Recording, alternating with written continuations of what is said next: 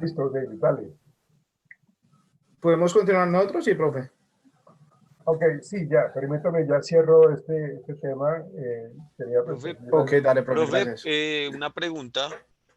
Sí, permítame un instante, ya cierro con el tema de Marcela y de Sebastián y ya les aclaro dudas, Sí, preguntas. profe, para saber creo que el de inducción es el que sigue. Ok, eh, Marcela, Sebastián, ¿tienen algún comentario Listo, profe. adicional? No, profe, todo pues fue lo que explicamos en las diapositivas y Profe, lo qué que pena, usted te nos puedo aportó. preguntar. Espera, un momentico, Ángela, que Marcela está Bueno, comentando. profe, Sí, Marcela, dilo. No, profe, que ya habíamos finalizado con lo que usted pues nos complementó, ya quedaría el tema terminado. Ok, ¿algún comentario, Sebastián? No, no ha ingresado, creo. No, No ha ingresado. no, Pero no. no, digamos que como tal, profe, pues todo estaba acá. Nosotros pues habíamos llevado, pues como era presencial, unos formatos de unas encuestas, de pronto para que conocieran cuáles eran los formatos que manejaban normalmente las empresas para hacer las encuestas. Eh, y ya, pero pues digamos que este formato lo pueden hacer con cualquier tipo de preguntas, ¿no? La misma empresa es la que puede pues como implementar el formato a su gusto. Sí, claro. En el caso del cuestionario de motivación hacia el trabajo, este cuestionario está totalmente estandarizado. De hecho, tiene una serie de plantillas para poderlo calificar e interpretar. Es un cuestionario bastante interesante. Hubiese sido muy, muy valioso haberlo podido trabajar con ustedes en clase, pero pues por las circunstancias que estamos viviendo en el país, entonces pues, lógicamente pues no lo pudimos hacer. Pero eso tiene que ver con esa estandarización porque necesitamos que los resultados que arrojen sean válidos, sean confiables y que realmente nosotros estemos viviendo clima laboral o que estemos viviendo esa parte motivacional. Entonces, me parece muy interesante que nosotros tengamos como claridad en este tema del clima laboral, del bienestar de los trabajadores y que pues lógicamente lo podamos nosotros como interiorizar para que en el caso de ustedes en su vida laboral y futura profesional pues tengan la posibilidad de diseñar o de aplicar este tipo de pruebas para poder determinar un poco lo que es el clima laboral. Muchas gracias, Marcela y Sebastián. Listo, profe, usted. Ok. Ángela, ¿ibas a comentar algo? no, profe, por preguntarle porque yo tengo el tema del estrés laboral, entonces pues a Marcela irá. Estrés laboral. Profe, Nosotros, perdóname, ¿cuál fue el tema que terminamos nosotros eh, el lunes? ¿Cuál fue el tema? ¿Quién fue el último grupo que participó? ¿Qué tema fue? ¿Recuerdan ustedes? salud y Creo seguridad que ocupacional, si no estoy mal, profe. sí, salud y seguridad ocupacional. Ah, ok. Mire que van como encadenadas allí. Recuérdenme, por favor, quiénes fueron los expositores de salud y Fue Michelle Urrego y Arley Morales. okay,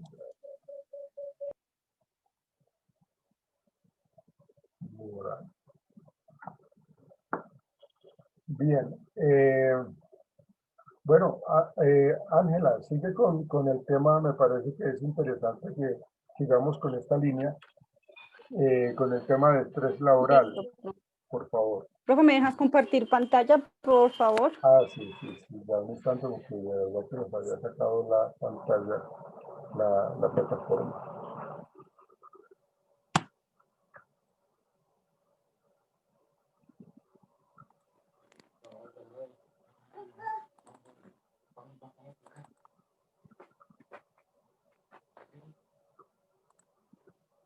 Listo, Carmen, puedes hacerlo. Te digo, Listo, Ángela, profe. Ángela, Buenas Ángela. noches para todos. El tema que me toca exponer el día de hoy es el estrés laboral. Sabemos que el estrés laboral es algo que se produce a presión, debido tanto como de problemas familiares, como debido a demasiado trabajo en el entorno laboral. Dice que es un fenómeno muy frecuente y está aumentando en nuestra sociedad, fundamentalmente por los tipos de trabajo que han ido cambiando en las últimas décadas. Afecta el bienestar físico y psicológico del trabajador y puede deteriorar el clima organizacional. Tenemos unas causas que son el salario insuficiente, las expectativas económicas.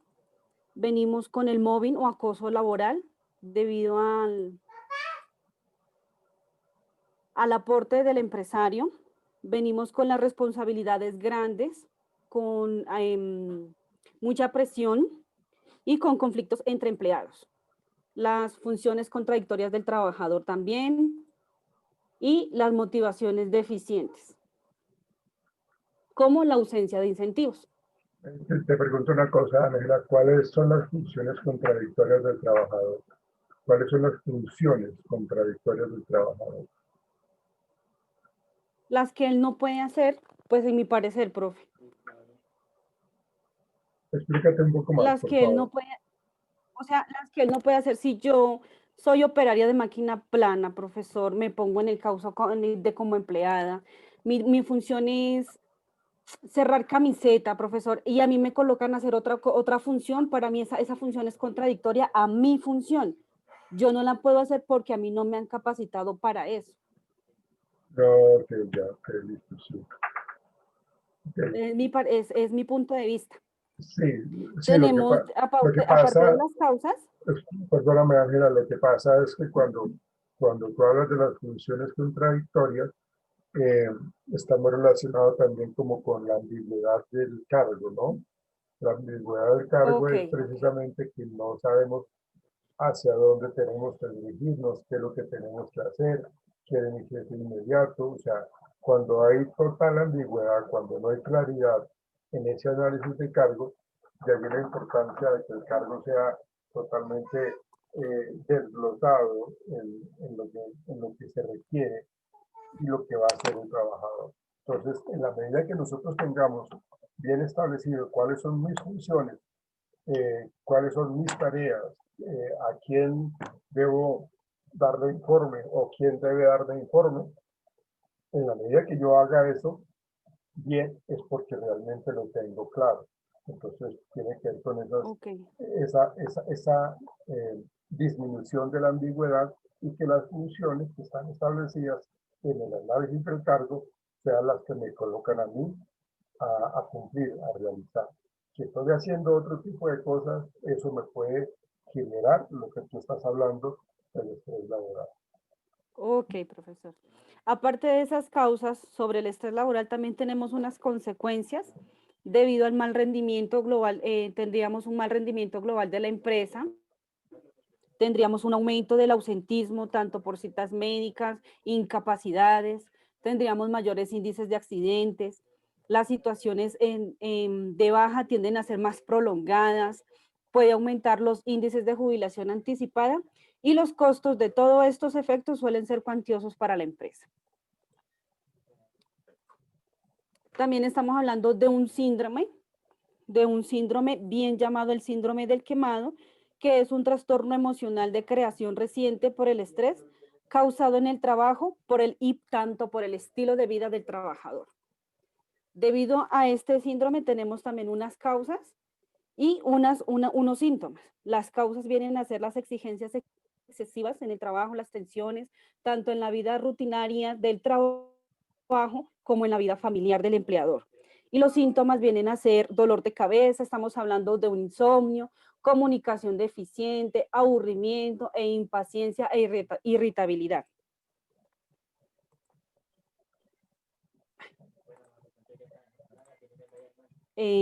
También estamos hablando de una adaptación general. Se basa en la respuesta del organismo ante la situación del estrés. Debido a esta adaptación general, tenemos 3 etapas, que la primera es fase de alarma, viene a ser una situación de amenaza, podríamos tener aumento de la frecuencia cardíaca, aumento de la respiración, sudoración. La segunda fase viene a ser fase de resistencia o adaptación, en el que podemos superar la situación y el estrés. Y la tercera, que nos habla de la fase del agotamiento, es donde manejamos el estrés continuo y no nos adaptamos para afrontar una situación de peligro.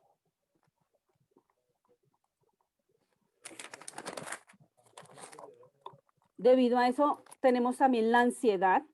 Hay 2 tipos de ansiedad, la razonable y la no razonable o patológica.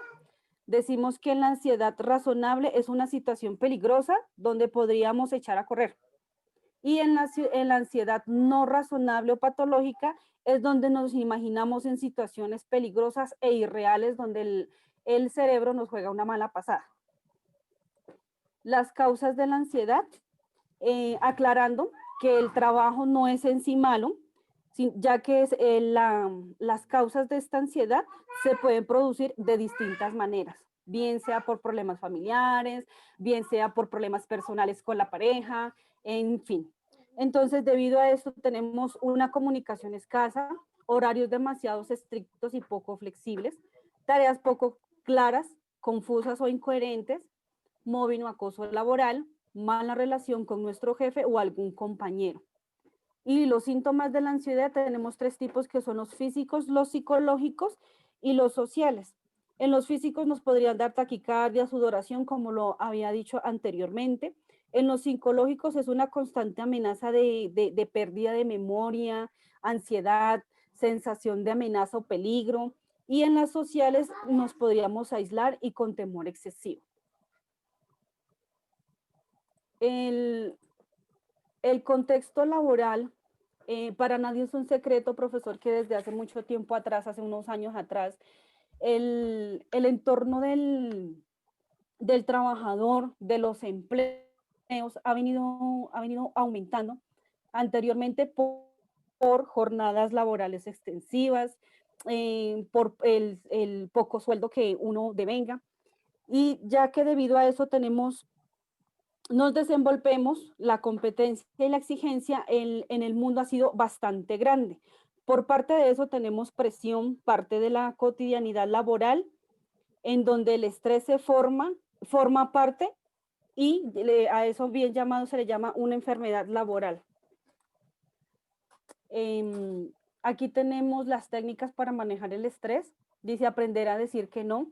En muchas ocasiones siempre nos piden favores, hacer informes o hacer situaciones que no nos corresponden, y nosotros, por no decir que no, resultamos haciendo el trabajo de otras personas. Establecer límites es fundamental para equilibrarse. Cambia la perspectiva, siempre se puede ver el vaso medio lleno. Acepta las cosas que no se pueden cambiar. Uno muchas veces en su trabajo es muy perfeccionista, desea que las cosas le salgan bien, tanto en una reunión como en la presentación de un informe. En muchas cosas, la mayoría de las personas suelen ser así, pero entonces tenemos que aprender a aceptar las cosas. Si no nos salen como es, pues más adelante saldrán mejor. Y conéctate con tus seres queridos. En esta parte también, lo que habían dicho mis compañeros, la situación familiar es muy importante. Y aquí hay un breve video en donde nos explica cómo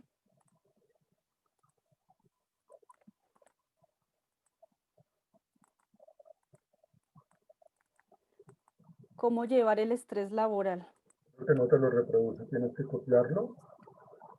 Ya, profe, creo que ya. Ah, bueno, ok.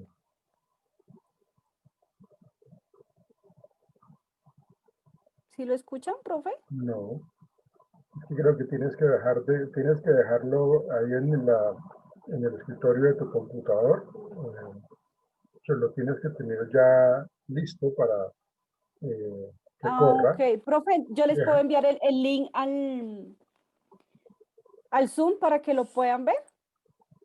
O envíamelo y yo lo comparto. Listo, profesor, muchísimas gracias.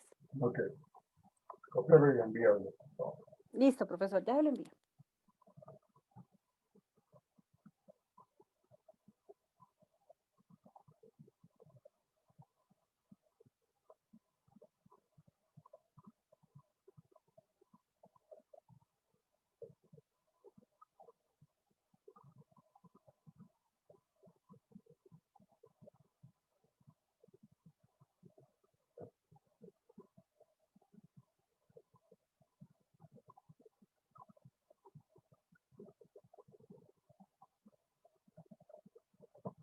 ¿Listo, Ángela?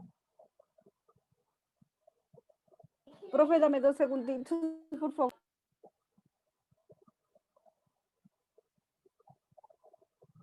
¿Quién sigue?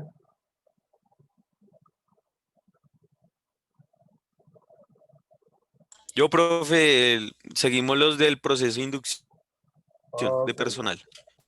ok. Inducción. ¿Listo? ¿Ya se puede compartir? Sí. No, espérate un instante, por favor. Listo, sí, señor. Profe, ya lo envié al chat de aquí del Zoom para que Ya, por favor. listo, ya te lo comparto. Muchas gracias, profesor. Julián, ¿con quién está en su tema? Sí, señor, estoy con mi compañera Mónica Patricia Caro Pérez. Julián Rodríguez. Y Sí, señor, el mismo. Patricia.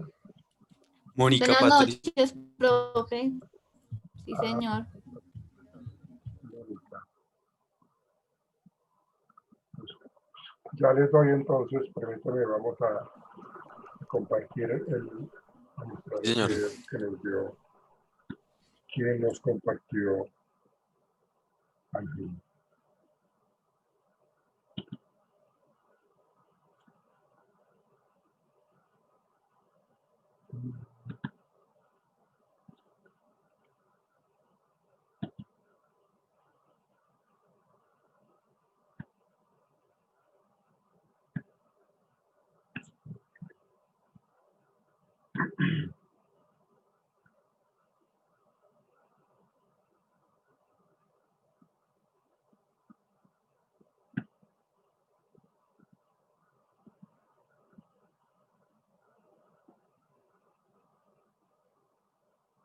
Ahí está leyendo un instante, por favor, está cargando.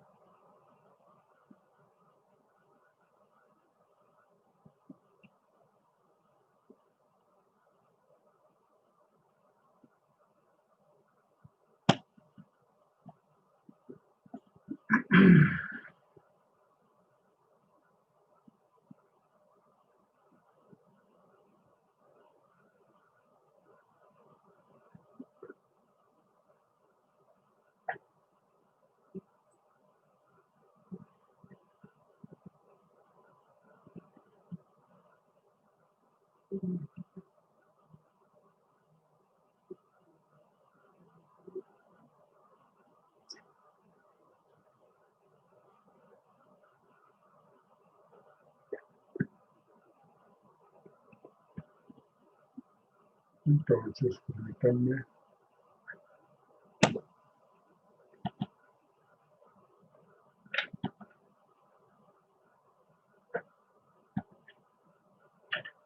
Recordar algo lento.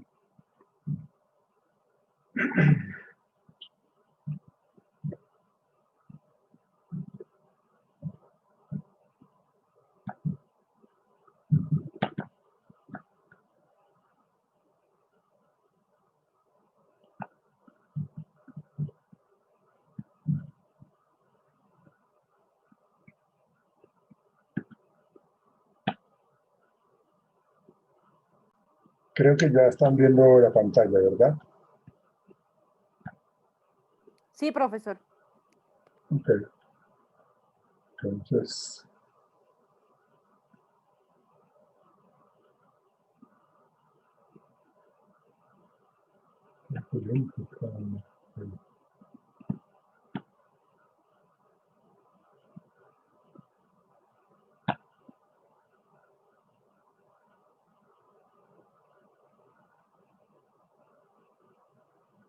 Una de las competencias laborales blandas más valoradas en los trabajadores es la tolerancia al estrés, pero debemos tener muy claro hasta dónde llega la fina línea de la presión o el reto y dónde empieza el estrés negativo.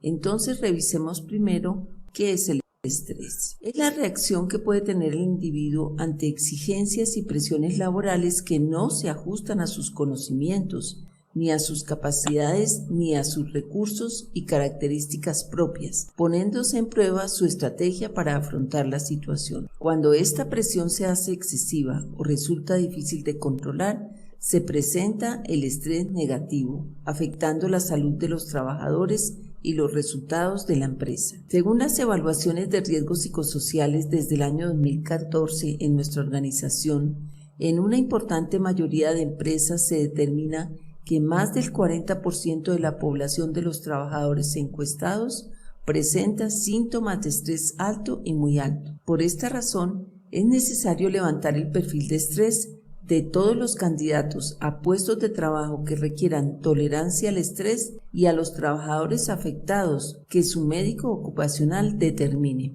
Mediante el perfil de estrés se identifica el grado existente, las fuentes y orígenes de los estresores. El psicólogo emitirá un informe al médico ocupacional, quien gestionará la intervención con el técnico de seguridad y salud y el área de desarrollo organizacional o de recursos humanos. Si necesitas cotizar el levantamiento del perfil de estrés y conocer nuestra propuesta, te invitamos a escribirnos o comunicarte con nuestros asesores. Retroalimenta nuestro esfuerzo y suscríbete en nuestro canal. Continuamente estamos enviando videos en temas de riesgos psicosociales. Ok. Prevención del estrés. Sí, realmente este tema, según la Organización Mundial de la Salud, el estrés laboral, ahorita, de hace un tiempo para acá, está considerado como una enfermedad profesional. Y es tan importante, tanto así que lo colocan en el Código Sustantivo del Trabajo como enfermedad profesional. Precisamente la gente se está incapacitando de una manera mucho más frecuente por ese nivel de estrés laboral. Tú lo mencionabas, Ángela, tú mencionabas el término de burnout, que es el de quemarse totalmente. Pero antes de que... el síndrome pero, exactamente, este es el síndrome de burnout. Pero antes de ese, pues está el síndrome de adaptación general que lo plantea Saile, que él dice que uno pues inicia en el trabajo con todas las de la ley, con toda la motivación, con toda la fortaleza, las herramientas, el dinamismo, esperando que los estresores disminuyan, esperando que los factores que nos están generando problemas disminuyan. Pero con el paso del tiempo nos damos cuenta de que esos signos de alarma se mantienen y están ahí latentes. Entonces, cuando pasa eso, pues la sensación de desconsuelo y la sensación de frustración del trabajador es evidente y llaman a que esa resistencia que está presentando el trabajador se pierda, porque ha hecho por este lado, ha intentado por este otro, ha hecho esto otro, y todo lo que hace le ha salido mal, no lo ha logrado resolver. Entonces, esa fase de alarma se convierte... Sí, dime, Ángela. Profe, yo creo que por una parte creo que yo este estrés laboral, esa parte del síndrome del quemado, lo he vivido yo en carne propia en algún momento, porque uno, lo que tú dices, no le salen a uno las cosas bien, le extendían demasiado tiempo el trabajo laboral, aparte de eso no nos pagaban a tiempo y uno en lo personal, profe, uno llegaba a la casa a llorar, triste, psicológicamente mal, lo que yo acabé de explicar ahorita, totalmente devastado, profe, porque las cosas no le salen bien, el ambiente laboral tampoco era muy bueno. Exactamente. Tú lo has dicho, lo estás viviendo. Entonces esa situación, pues lógicamente hace que uno, que es lo último que se llama la muerte en las defensas, por lo que yo les estaba diciendo, que ya por más que yo haga A, B o C, o utilice cualquier estrategia, pues resulta que las cosas no me salen. Entonces la gente entra en un estado depresivo fuerte con respuestas ansiosas. A veces la gente termina con incremento de los alimentos, entonces comen por la ansiedad, por el estrés, comen desaforadamente, o por el contrario, dejan de comer. Son los dos extremos, o comemos demasiado, se presentan entonces los llamados trastornos alimenticios, ¿no? O por el contrario, no dormimos, tenemos dificultad para conciliar el sueño. Entonces, al no dormir, entonces eso genera mucho malestar y tampoco se tiene una buena relación a nivel de pareja. Entonces, toda esa situación lleva a que las personas que tienen esos altos niveles de estrés terminen quemándose, ¿ven? Porque las consecuencias así lo están determinando el contexto laboral. Muchas gracias, Ángela. De nada, profe. Bien, seguimos con ustedes entonces, Julián y Mónica. Listo, profe, tranquilo. Entonces, Pues, ya Buenas puedo, noches. hola, Jesús. ya puedo compartir. Sí, espérate a ver si la tienes la posibilidad de compartir. Sí, ahí lo puedes hacer. Espérame un segundito. Sí. Espera. Ahí. Me dicen si ya se ve. No. Sí, Buenas señores. noches. Hola, ¿qué tal, Buenas Julián? noches. Buenas noches. Bueno, el tema que nos corresponde se llama proceso de inducción. Como le decía anteriormente, por mi compañera Mónica Patricia Caro y pues mi persona. La inducción de personal es una actividad que por lo general se realiza una vez y al ser bien ejecutada constituye la base de todas las expectativas y compromisos de los empleados, pues se brinda información sobre la empresa, el área y puesto de trabajo a los nuevos empleados. Tanto en servicios fijos como en servicios temporales, el proceso de inducción de personal es determinante para lograr la integración de un nuevo empleado a la empresa.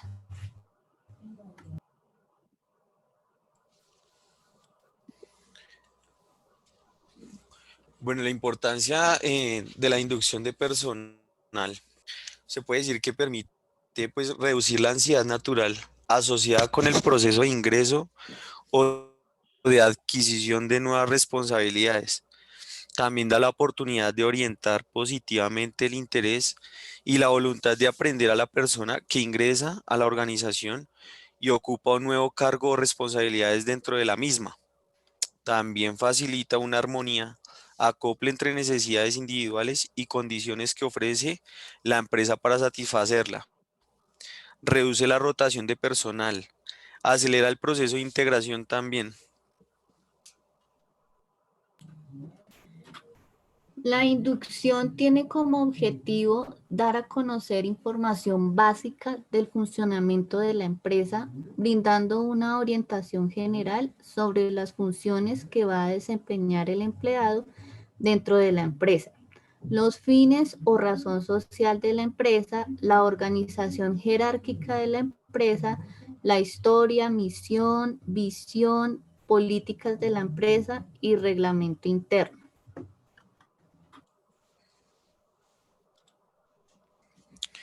Entre los tipos de inducción de personal, la inducción general se da a todos los empleados al momento de integrarse a una empresa e incluye la bienvenida para que se puede proyectar un video institucional y algunas actividades organizadas por el Departamento de Talento Humano, diseñadas previamente, atiende los requerimientos de áreas, departamentos o puestos en concreto y por tanto solo dirige a los trabajadores que forman parte de ellos.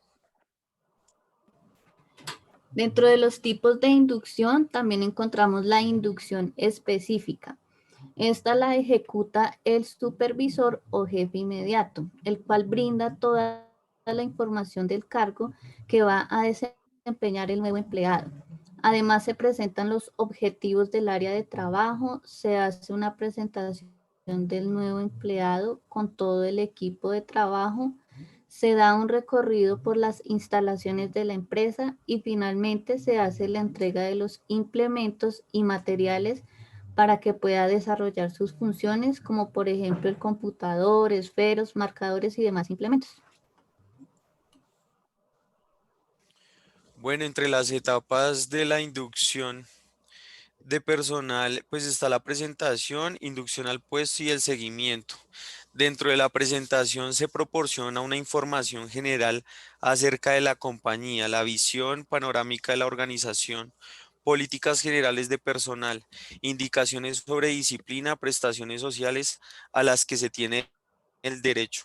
También está la inducción al puesto.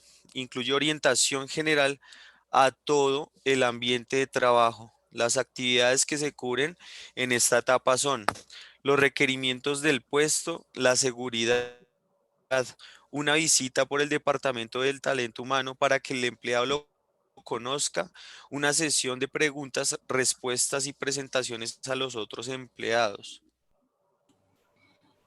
El seguimiento por lo general se hace durante la primera y segunda semana. Está a cargo del jefe inmediato, donde se evalúa el desempeño del empleado y su integración en el grupo de trabajo. Aquí el jefe aclara dudas y retroalimenta al empleado sobre cualquier inquietud que tenga respecto a sus funciones. Bueno, también recordar que pues facilitar la incorporación de un nuevo empleado puede condicionar positivamente toda su carrera en la empresa. De ahí el interés por promover la inducción de personal en su compañía.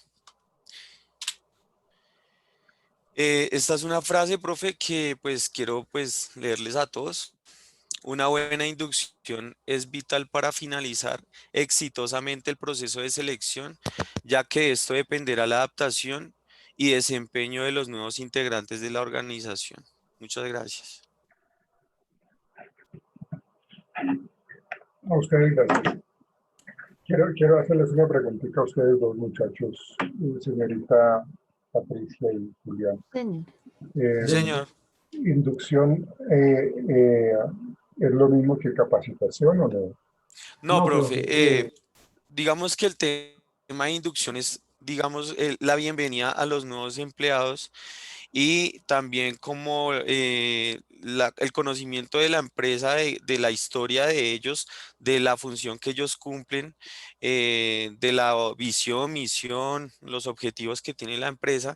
Y lo que usted dice de capacitación es algo más como digamos de aprendizaje ya dentro de la empresa, digamos puede ser una capacitación dentro de las funciones del trabajador, también por cuestiones de riesgos laborales o también de funciones específicas o nuevas que se implementen dentro del mismo proceso que ellos tengan. Eso es más como por el lado del sistema integrado de gestión, que siempre pues digamos tienen esos planes de mejoras y entonces ellos implementan capacitaciones para que se estén retroalimentando pues el personal y pues el proceso sea aún mejor, ¿no?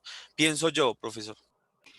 Sí, y Y tienen, profe, qué pena, en la tranquila. inducción, en el proceso de inducción, digamos que se aclaran dudas en cuanto al contrato, cómo va a ser el pago, digamos los horarios laborales, si van a utilizar uniforme, más que todo es eso, profesor. Sí, muy de acuerdo con la explicación que ustedes dos me están dando o nos están dando y precisamente pues hay una gran diferencia de la inducción, como ustedes lo decían al principio de su presentación, es un proceso que se da una sola vez, ¿no? En cambio, la capacitación sí es algo más periódico, más permanente, precisamente porque lo que se pretende es ir eh, mejorando el desempeño del trabajador. En el proceso de inducción, que es de obligatoriedad para la empresa impartirla al trabajador. Y hay que tomarlo con toda la seriedad del caso cuando se habla de inducción de personal, porque se necesita enseñarle a a los nuevos trabajadores qué es lo que tienen que hacer, cómo lo deben hacer, con qué recomendaciones, con qué eh, elementos de protección personal tienen que hacerlo. Entonces, en la medida que se haga eso completo, pues la persona encargada de esos procesos de inducción va a estar bien. Pero cuando se hacen las cosas de una manera inadecuada e incompleta y si llegase a suceder algo, pues como hay algunos registros, cuando se hace un proceso de inducción, hay una serie de registros que, en donde se tiene la firma del que realizó la inducción y la firma de quien recibió la inducción. Y Profe, entonces, en ese sentido, cuando no hay ese cumplimiento, si llegase a suceder algo al nuevo trabajador, la responsabilidad recae en el caso que no se haya hecho esa sí. inducción en el momento adecuado, con el conocimiento adecuado, con el tiempo adecuado, porque de pronto tenía que manipular alguna serie de químicos y no lo hizo bien o no le, no le dieron la inducción de cómo tenía que hacerlo, y entonces como él no sabía, pues solamente lo hizo cometiendo todos los errores del caso. De Profe, hecho, también, perdóname. De hecho, sí, cuando se señor. habla de este proceso de inducción, tiene que estar muy de la mano también con el comité paritario, precisamente para que se tenga la Ujú, posibilidad de que este comité paritario esté evaluando inclusive cómo no solamente se le está dando la bienvenida al trabajador, sino se le está dando eh, la inducción como debe ser, se está impartiendo la inducción como debe ser. De esa manera, entonces, pues las cosas van a salir pues, bien. De no ser así, pues la empresa va a tener problemas enormes económicos porque eso le está haciendo bastante daño a la empresa. sí, claro. Señor, ¿qué ibas a decir, Julián? Profe, no, pues también complementar, pues la verdad esa frase última yo la puse porque tiene mucho que ver en una inducción, en el sentido de que no es solo que la persona preste atención, o sea, el nuevo empleado preste atención, sino también el instructor o el que está brindando la inducción. Por eso dice ahí que una buena inducción es muy vital para finalizar exitosamente el proceso. Y en la última parte siempre de una inducción, si se ha dado cuenta, siempre hay como una evaluación de desempeño de esas personas que hacen ese tipo de inducción para saber de verdad si, cómo fue, ese proceso de ellos, de esa inducción, si se entendió o hubo, digamos, un tono de voz en el cual no perciban las personas o ellos tienen como sus estrategias también para que las personas sean más receptivas ante esa inducción. Entonces me parece muy importante también esa parte que siempre se evalúan a esos instructores en esa inducción para saber el nivel de satisfacción de los nuevos empleados que ingresan a la compañía. De hecho, se tienen que capacitar, ¿no? A las personas que van a realizar la inducción, se les tienen que capacitar. Fíjense cómo a estas personas se les da todas las herramientas y conocimientos necesarios para que realicen el proceso de inducción.